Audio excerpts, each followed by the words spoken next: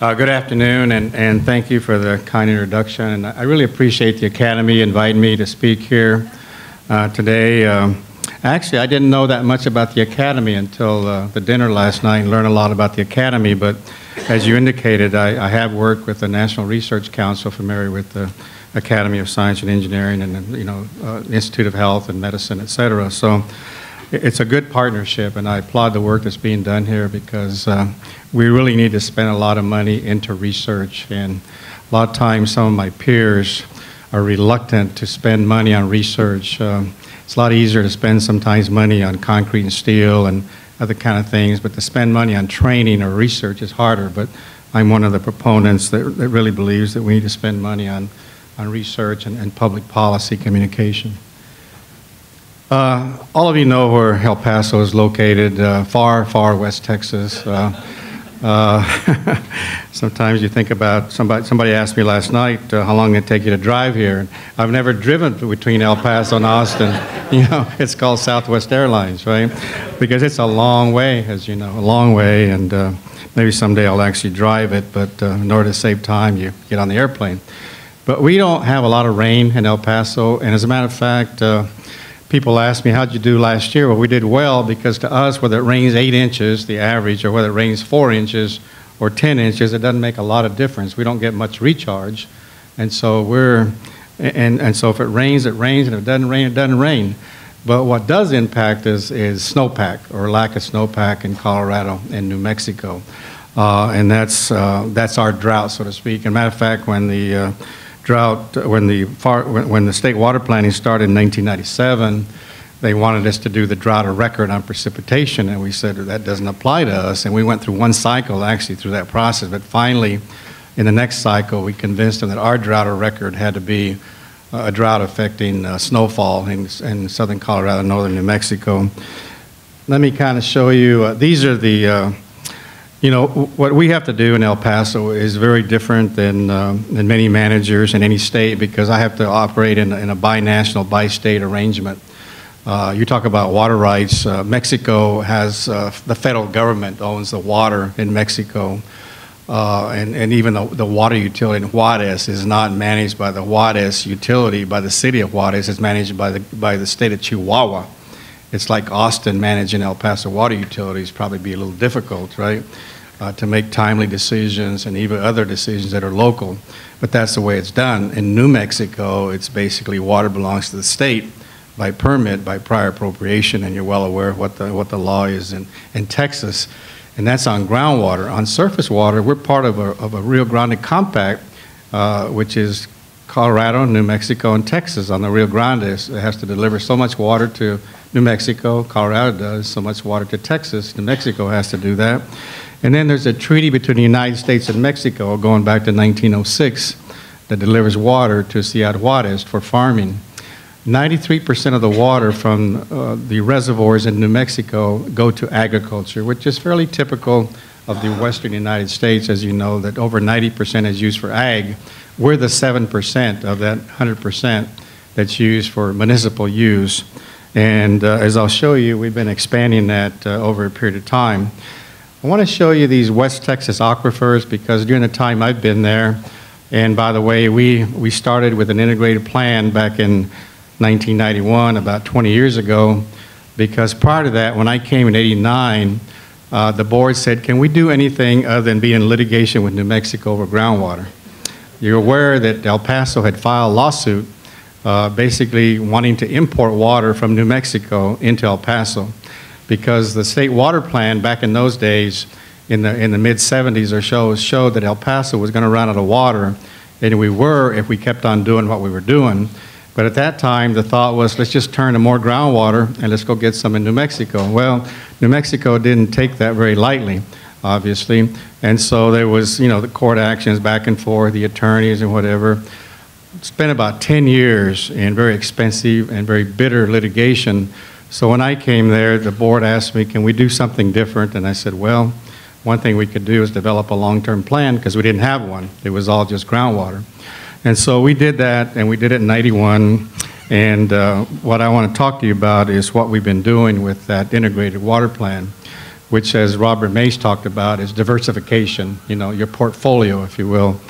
So these West Texas aquifers, that's our insurance policy, you might say. We own 75,000 acres in these West Texas aquifers, 2 ranches and several farms, all of which have water. Some of it's brackish, some of it's fresh.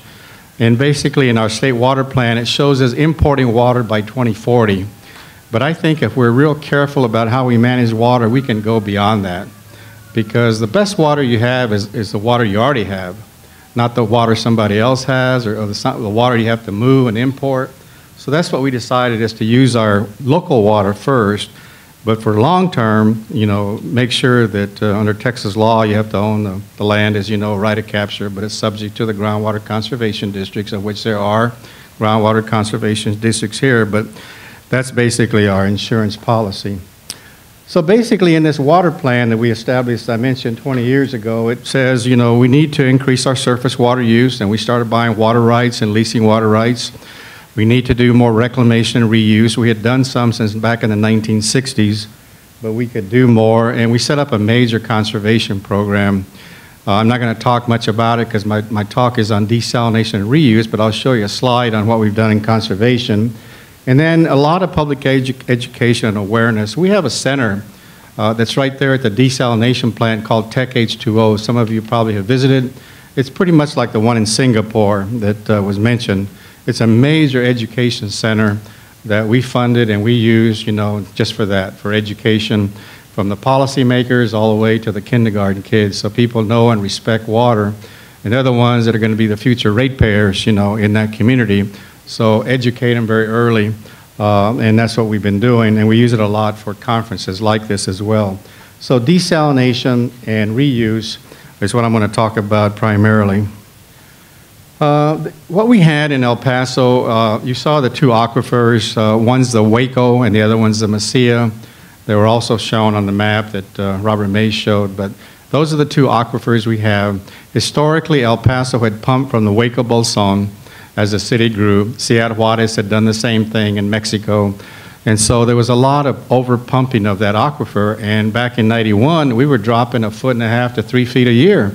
And so that was my biggest concern. Sure, we're going to run out of water. It's deep, and you could just pump it and pump it to extinction. But one of the primary goals was, how do we stabilize that aquifer, and how do we go to other alternatives so that we don't pump you know, that aquifer to extinction? This kind of shows you our, you know, starting back, I think that goes back to 1967 or so, kind of shows you what we've done and what happened in about 1989, 1990 as we changed our priorities. You can see that the blue is the Hueco Bolson, showing the blue and how we grew on that, and then how we've cut back on the pumping. And then you can see the green is basically the surface water. We built a second water plant. We had one that could treat 40 million gallons per day, but we added a second plant at 60 million gallons per day, so we now have 100 million gallons per day of surface water. And our plan is, as long as there's adequate water in the river and releases from Elephant Butte Dam in New Mexico, we're going to use that water first, and then we'll add groundwater to it. We'll take away some of that with reclaimed water, and then we'll add some with desalination. You can see the yellow with the desalination plant, the K. Bailey Hutchison desalination plant. It doesn't show much, but I can tell you this year that yellow is going to go way up, because the Rio Grande watershed, we're in the 13 years out of 16 have been below average as far as inflows into Elephant Butte Dam. We're in a major drought, the 16th year of major drought on the Rio Grande watershed. And today, that plant is operating at 100% capacity, the desalination plant. So it's already proven its use. We've normally been operating it 1 skid out of 5, 20%, maybe 2 skids out of 5, 40%. But today, and until we get more river water, we're going to operate it at its capacity, and that's what it's doing. That's what it was intended to do, aside from provide for growth and also for any service interruption. So the reclaimed water, we began back in the 60s of using water for a golf course, and then we opened up the Fred Hervey Water Reclamation Plant, which I'm sure many of you are familiar with. It's the one that was talked about. It's indirect potable reuse. Alan McDonald talked about it briefly. We're treating about 6 million gallons per day. It hasn't grown because that area is pretty much residential, and there hasn't been much growth in the area, and what growth there has been given up, so to speak, by conservation, indoor conservation.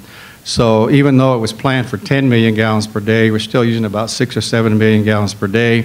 We did expand it recently and upgrade it because it was built in 1985.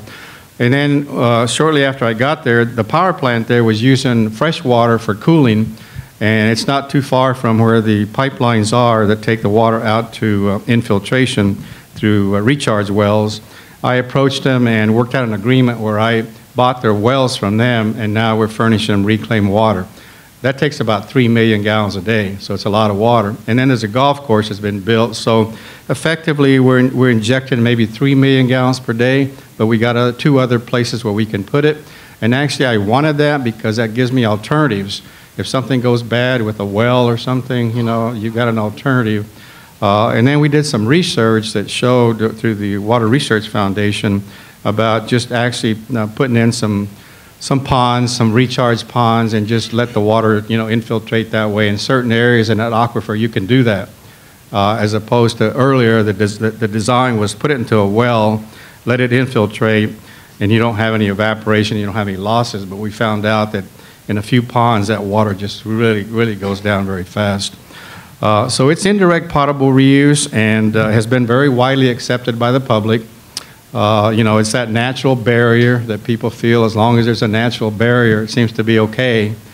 Even though the research that we've found indicates that you can have an engineered system, that it doesn't matter. It doesn't matter, you know, the technology is there to do exactly what a barrier will do, but it's that barrier, whether you put it into a lake or whether you put it into an aquifer and let it percolate through several hundred feet of soil, that somehow that's a lot better than, of course, a direct water reuse. And by the way, I happen to believe that we're not quite ready for direct potable reuse for a lot of the reasons that were mentioned, but we're getting close. All right, here shows the growth of reclaimed water. We have purposely, very aggressively, all 4 wastewater plants. The other 3 plants treat to a standard that we can direct reuse that water. So we've got a lot of customers in El Paso, from golf courses to parks to cemeteries to construction water. You know, and other, even some residential, but we decided not to go the residential, like say St. Petersburg, Florida. We decided that's too expensive to try to do that, so we just identified the major point sources, like a golf course uses a lot of water, 1 million gallons per day or so in the summertime, and that's where we're putting that water. So last year we reclaimed about 2 billion gallons of water. And when you think about it, all the water is reclaimed because what we put back into the river or back into canals that reach a river, it's all going to be used by ag. So you might say 100% of that water that we have is reclaimed and reused. So getting back now to the K. Billy Hutchison plant, we started looking at desalination back in the early 90s as part of this plan. And I visited a lot of plants in this country, particularly in Florida. And then we went back and we did pilot plant work, and we found the water very treatable. But the issue was what to do with the concentrate, number 1. And number 2, at that time, the membranes were not as efficient. There was not as much competition. They were more expensive. So we just kind of put it on the side burner during the 90s. But then in the early 2000 period, we decided it's time to bring it to the front burner. And what we did, the first thing we did is, and I think that's one of the things that, one of the lessons learned that people need to do is, we knew we had groundwater models, but they weren't as sophisticated as the models that are available to do under a computer-based system. So we went with the U.S. Geological Survey, and over 5 years we developed a new model for the Hueco Bolson. We worked with Juarez, with Mexico, and with Fort Bliss, and we developed this model which showed us where the fresh water lies, where the brackish water lies, which directions are the waters flowing, particularly the fresh waters and the brackish waters. And then we decided where to locate it. And lo and behold, the best place to locate it was on military land on Fort Bliss, okay? Because Fort Bliss is 1.2 million acres. They have a lot of brackish water, and it's very thick, so where the yields are a lot better than some of the other locations in the El Paso area. So that was the first visit I made, was to talk to the Army.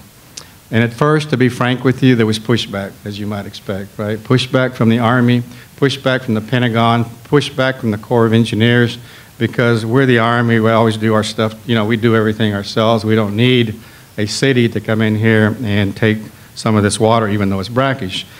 But after we showed them, number one, the economy of scale of a plant, and after we showed them how, with groundwater modeling, your wells, your freshwater wells, are going to go brackish like ours have because that plume is moving in your direction, okay? So that's what convinced them that, okay, let's work together. And what we did, we're leasing the land from them. We designed it, we built it, we constructed it, we're operating and maintaining it, and we can sell them as much water as they want to. Well, this was like the early 2000s.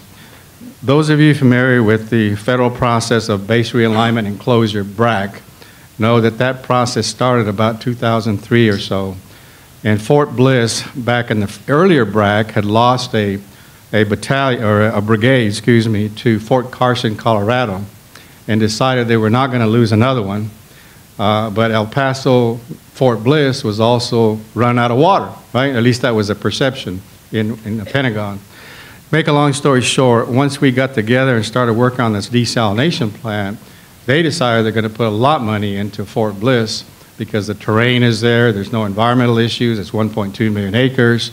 They have invested $5 billion into Fort Bliss as a result of the desalination plant, primarily, to be frank with you. There's other factors, but that was one of the reasons. So whether you call it good planning, bad luck, whatever, that's what we got through the desalination plant. So it's a 27.5 million gallon per day plant. It is a large plant. It's the largest in the country. The largest is at Tampa Bay, 25, ocean plant. We didn't start out to make it the biggest plant. We just knew we needed that kind of capacity. And so we went pretty big. We took some risk, obviously. It's 5 skids, as I mentioned, and all 5 are running today as we speak because of the fact that there's limited water in the Rio Grande. As a matter of fact, to be frank with you, because we have to ride our water with the farmers' water, with the irrigation districts, when they release water, we have to ask for our water. The gates were closed on May the 4th and won't open again until May 29. So our 2 plants are shut down, the 2 river water plants, okay? So we're pumping groundwater and desalinated water, and we're able to meet demand without any restrictions. Other than voluntarily, we're telling them try to water just once a week for the next couple of weeks until we open the gates again and start getting more river water. This is the location of the plant down below. You can see it. Those of you on the left, far left or right may not be able to see, but it's close to the airport. And the wells in yellow are the ones that used to be freshwater wells. We found out that the water was moving, the brackish water was moving from northeast to southwest from New Mexico, and the fresh water was moving from north to south. So we'll say, we'll take all the fresh water, Mike, but we don't want that brackish water, okay? And we showed Fort Bliss that if we put wells along that highway called Loop 375, all the blue ones, we can intercept that brackish water. So that's what we did. We drilled 16 wells, all those blue dots, and we refurbished some of the existing wells, and we can go either way. They're both brackish, so we can input water from both wells and then blend it together to get the 27.5 million gallons per day. The concentrate, again, one of the reasons we went to Fort Bliss, aside from what I told you, UTEP had done some research on thermal and found that there was an area close to the state line where there's a fossilman dolomite, very fractured rock and warm water, if you will. It looked like a good possibility for deep well injection. We did look at evaporation ponds, other ways to deal with concentrate, but at the end, we found out that that was the best place to put it and that was the best place to do. So when I went to the Army, I said, if you do the environmental impact statement and some initial drilling up there, we'll do everything else. And that's where Kay Bailey Hutchison came in and was able to get about $3.3 million in order to do those, and then we did the rest. But she also was instrumental because her position on military construction in terms of the Fort Bliss expansion as well. So we pipe the water, the concentrate, 22 miles, and then we drop it by gravity. There's 5 permitted wells. We drill 3. We're only using 1. It's going down very nicely, and so we don't have any issues with that. It is what it is. We have about 85% recovery, and so about 15% of it's going, into a concentrate pool, and I'll talk about the research that we're doing to try to improve on that. This is what we spent, $91 million in construction costs. You can see that the disposal, $19 million, is not bad. We are paying Fort Bliss for the land, for the pipeline right-of-ways, the desal plant, the concentrate area, et cetera. So we don't own it outright, but that's what we spent for the desal plant, the pipelines, pump stations, the distribution lines, everything, and not just the desal plant. It's everything combined. This is kind of what the cost comparison looked like. Everybody says, what are the costs? Well, historically, we were pumping groundwater, and we're still pumping groundwater, but we backed off, particularly on the Hueco, as I told you. And then we started using a lot more surface water, and we paid quite a bit for surface water. The old contracts that we had, we're paying a little over $20-some per acre foot, but the new ones, we're paying pretty close to $300 an acre foot for water. But water's water. You know, if you have to have the water, you have to have the water, but still you can see that it's not that expensive. Desalination turns out to be less expensive for us than reclaimed water because we've had to put in transmission lines to get the, it's not that the plants are there and we have to add filters, but it's the transmission lines and the pumping stations and the elevated tanks to get the water from point A to point B. Eventually, reclaimed water will become less expensive, so to speak. And by the way, these are both capital costs plus operation maintenance costs. And then, of course, the big one is the importation. At the point in 2040 or sometime in between or sometime later that we have to import water, you can see that we're talking a big, big number. And so that's the point that we want to try to postpone or avoid as long as we can. We also have developed a partnership called CHIWAWA. It's an acronym for the Consortium for High-Tech Investigations of Water and Wastewater. It's not a little puppy, you know. It's not Taco Bell, but since we're in the Chihuahuan Desert, that was the acronym we came up with. And it involves Texas A&M, who's here, as you well know, UTEP and New Mexico State, ourselves, and the city of Alamogordo. The Bureau of Reclamation has a very nice research center at Alamogordo that they funded, a groundwater research center that they opened up about 4 years ago or so, and it's being used more and more all the time. So we kind of formed, you might say, a little research triangle, and we're carrying out quite a bit of research, actually, and it's growing, particularly in desalination, but also in other parts of water management. And Shane Walker, who is a Texas UT Austin graduate, became a professor at UTEP a couple years ago, and I think Shane's here somewhere, but is he? Where's Shane? Back there. Shane's been a bright star on the faculty at UTEP, you know, involved in desalination and other aspects of research, and we're just very happy to be a partner with the other partners. One of the other things that we did, some of you may know Dr. Bob Rauscher, who is with Stratus Consulting out of Boulder.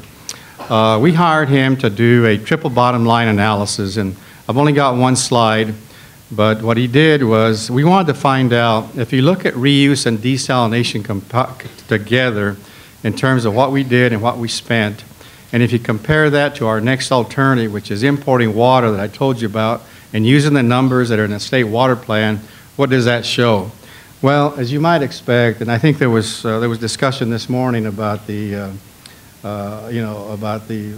environmental costs and whatever, the environmental issues, and of course the societal issues and the financial. In this particular case, the financial is so huge compared to the societal and the environmental, but it still shows that basically it's almost $1 billion. If we had to import water and replace, you might say, what we're doing through reuse and desalination, it would cost us $1 billion in terms of present worth, okay?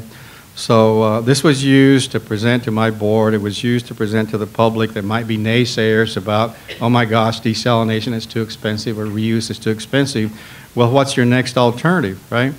Do you go back and sue New Mexico and spend more millions of dollars trying to go through that battle? Do you go import that water, which a lot of farmers and ranchers that live there don't want that water imported, even though we have the right under the rule of capture and under, you know, the conservation laws? It's just why not work on what you have first? And so that's what we've been doing. But I mean, to spend $1 billion, we'd have to double rates immediately in El Paso in order to implement that importation. Results and milestones. This is our water conservation. We've reduced water by almost 35% over time. We did it with education, enforcement, and water rates. And basically, the people of El Paso have been very supportive. We adopted a new ordinance in '91, and then you can kind of see where we've been. Over 200 gallons per person per day. We did peak up a little bit last year at 139. And you can see the goals. We set a goal with our plan back to get to 160 by 2000. People didn't think we could do it, but we did it. And then we set another goal to get to 140, and we did that, and now we're at 130, get to 130. We've done econometric modeling too, and shows we can do more. A lot of it's going to depend more on rates. We still have some inexpensive water rates in El Paso, as you probably know. I think Robert Puente showed it, right? So, we're doing all these things that we're doing, yet our rates are still pretty affordable. So one of the reasons I believe we do that is because I work for a public service board that we're focused on water. We're independently managed part of the city, but there's no other political agendas other than we're water. And so by focusing on water, I think you can get the management results that we've been able to get in El Paso, as opposed to having to compete with other uses of the general fund or whatever it might be. So I think the governance, in my opinion, is critical to managing water. This is the peak water demand. One of the things I wanted to do too was to reduce peak demand, because we were on an upward. You can see in 1989, 90, I think we're about almost 200 million gallons per day. We've grown since then, probably 275,000 people, and you can see where our peaks are, around 150, 165, something like that. Million gallons per day on a hot summer day.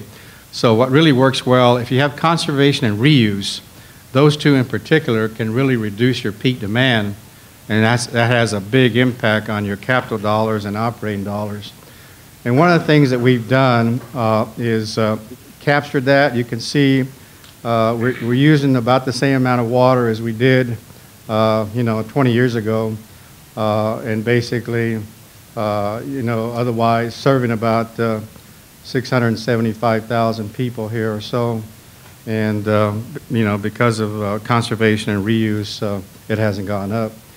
We started also keeping track of the billions of gallons saved through conservation, and also the amount of money that we would have had to spend in order to meet the peak demands and the growth of the city.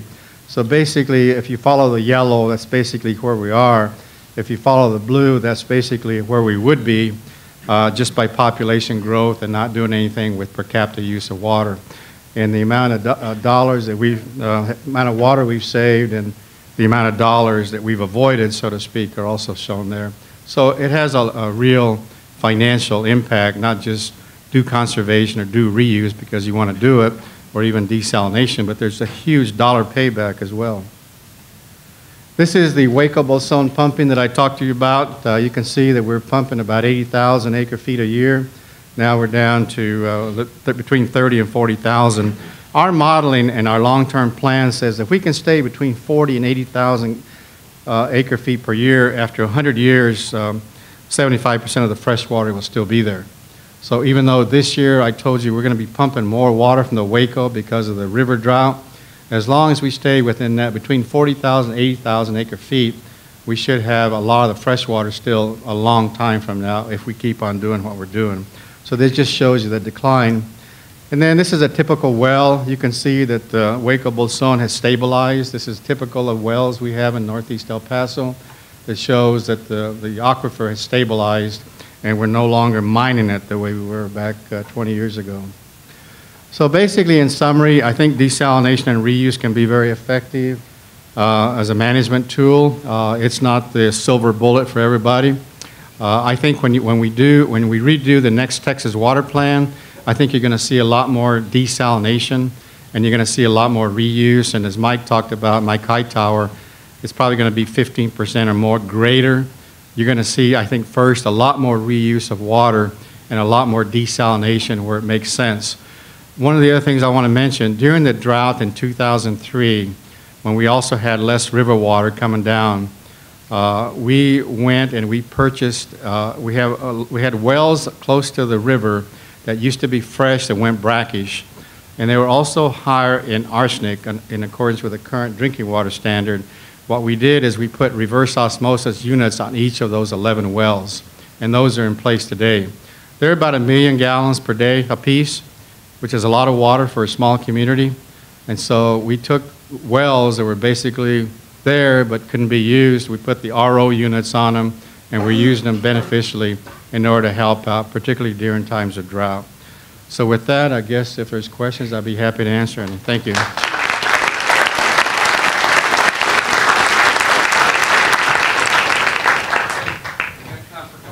Okay. Hi, Michael Emmons with the Texas General Land Office. One of the questions I had is from an accounting standpoint or an economic standpoint, when you have to operate all 5 of your desal skids, I guess, how does that factor in? That's obviously a higher cost to the utility than the surface water or the groundwater. How long can you sustain that before it is not economically beneficial? Well, it's like I said, it's all a blended cost, and so even though desalination, you saw it's still a small percentage of the total.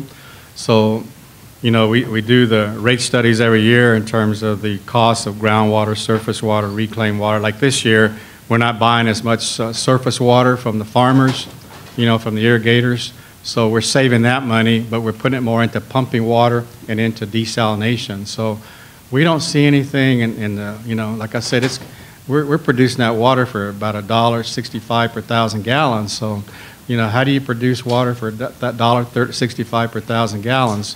We do have time of day rates on power. On an annual basis, we pay about 10 cents a kilowatt hour. In the heat of the summer, between 1 o'clock and 5 o'clock, we'll pay 21 cents a kilowatt hour. We're trying to get solar. We've done the work to do solar powering. But as you know, Texas is not an alternative energy state, as you know. There's not the RECs, you know, the credits are not there. The capital costs are high. So when you do the math, we can't justify solar power in El Paso. I know some people have done it for other reasons, but when you put the numbers to it, until Texas moves to really provide the incentives for solar, we can't do it. But still, in our opinion, at least in our situation, not everybody's going to have a deep well injection site like we do, but I think desalination is very affordable for us. Yes, sir. Yeah. John Drew from Texas Water Development Board. I'm looking after the reservoir supply information. El Paso has 50,000 acre-feet contract from Elephant Bath Reservoir. Are there any possibility to increase the surface water supply from that reservoir? From Elephant Butte? Yeah, because the total allocation to Texas is more than 300,000 acre-feet per year.